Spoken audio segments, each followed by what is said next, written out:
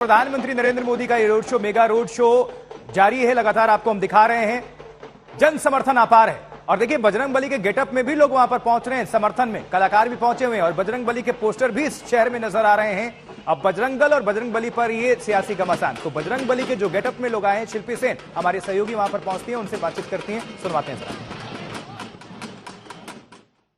कर्नाटक में विधानसभा चुनाव चल रहे हैं और आज प्रधानमंत्री नरेंद्र मोदी का रोड शो बेंगलुरु के भुवनहल्ली विधानसभा सीट से होता हुआ 15 विधानसभा सीटों पर जाएगा।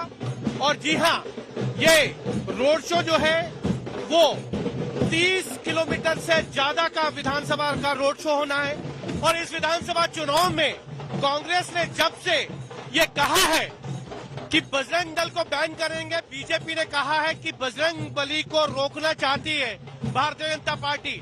और प्रधानमंत्री नरेंद्र मोदी के रोड शो में एक विशेष रूप से अगर आप देखेंगे तो भगवान हनुमान का रूप धारण करे ये व्यक्ति, ये प्रदर्शित कर रहा है कि हनुमान जो है वो भारतीय जनता पार्टी के साथ है। हनुमान क्योंकि कर्नाटक में पैदा हुए हैं, किष्किंधा पर्वत पे पैदा हुए।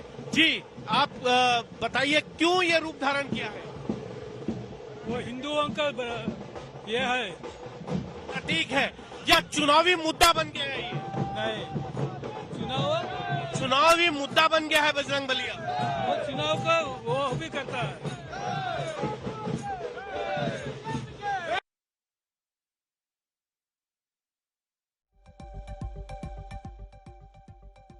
आपको हम दिखा रहे हैं, देख सकते हैं, प्रधानमंत्री नरेंद्र मोदी का काफिला आगे बढ़ रहा है रोड शो। और हिमांशु मिश्रा हमारे सहयोगी लगातार हमारे साथ जुड़े हुए हैं। हिमांशु, आप ही की रिपोर्ट हम देख रहे थे। बजरंगबली के गेटअप में जो कलाकार आए थे, आप उनसे बातचीत कर रहे थे, गलती से बल्कि मैंने शिल्पी की रिपोर्ट बोल दी, माफ करिएगा हिमांशु। लेकिन ये बजरंग दल और बजरंगबली का जो फैक्टर है कर्नाटक चुनाव में, इसका कितना असर आपको देखने को मिलेगा?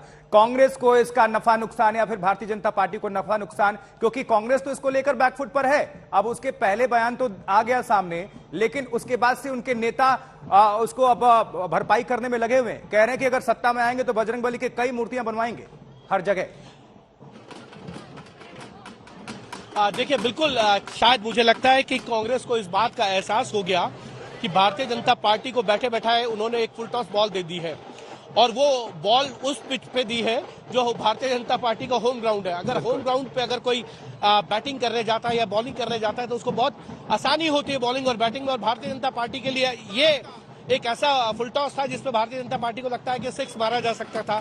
इसीलिए डीके शिव कुमार, कांग्रेस के अध्यक्ष हैं यहाँ के, वो ये कह रहे हैं कि जब हमारी सरकार आएगी तो हम हनुमान की मूर्तियां भी बनवाएंगे और साथ ही साथ जो है मंदिर के निर्माण भी करेंगे।